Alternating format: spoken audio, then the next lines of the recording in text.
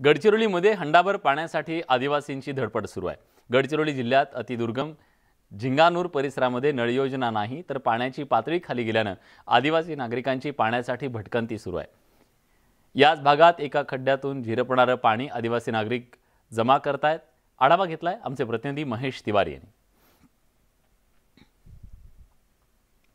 मे महिन्याचा अखेर सुरू झाला असला तरी पाणी टंचाईचं भीषण चित्र आदिवासी बहुल भागात आहे।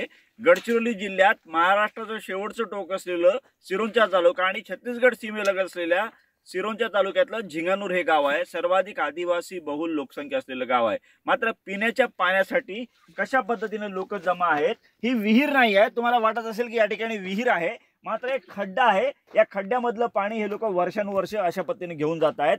उन्हाळ्यामध्ये हातपंपाला पाणी लागत नाही, गावातल्या एका विहिरीमधलं पाण्याची पातळी खाली जाते, तेव्हा अशा पद्धतीचा हा जो खड्डा आहे बघा, तुम्ही बघू शकता। म्हणजे अनेकांच्या घरी हातपंप असते, बोरवेल असते मोठ्या मोठ्या, पण आता इथं पाणी कशा पद्धतीचं हे भोपळ्यामधून घागरीमध्ये पाणी थोडं थोडं करून भरत आहेत। दिवसभर पाण्यासाठी अशा पद्धतीची या लोकांचे प्रयत्न सुरू असतात पाणी भरण्यासाठी। आणि इथून अर्धा ते 1 किलोमीटर अंतरावरून या सगळ्या महिला असतील, लहान मुली असतील, हे सगळे पाणी भरण्यासाठी येत असतात। किती वेदनादायी चित्र आहे। महाराष्ट्राचं शेवटचं टोक आहे। आपण विचारूया प्रश्न यांना। भाऊ, मला सांगा, हे तुम्ही दिवसभर आता हे किती दिवसापासून असं तुम्ही पाणी भरत असता?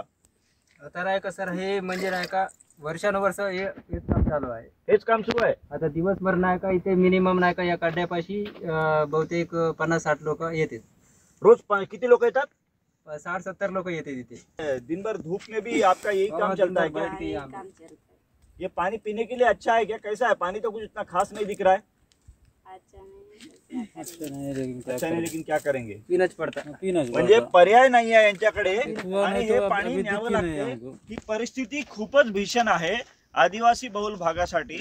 सरकार हजारो कोटी रुपये खर्च करते, मात्र अजूनही या लोकांना पिण्याच्या पाण्यासाठी अशा पद्धतीच्या खड्ड्यावर अवलंबून राहावं लागते। हे शोकांतिका म्हणावं लागेल। महेश तिवारी, न्यूज 18 लोकमत, गडचिरोली।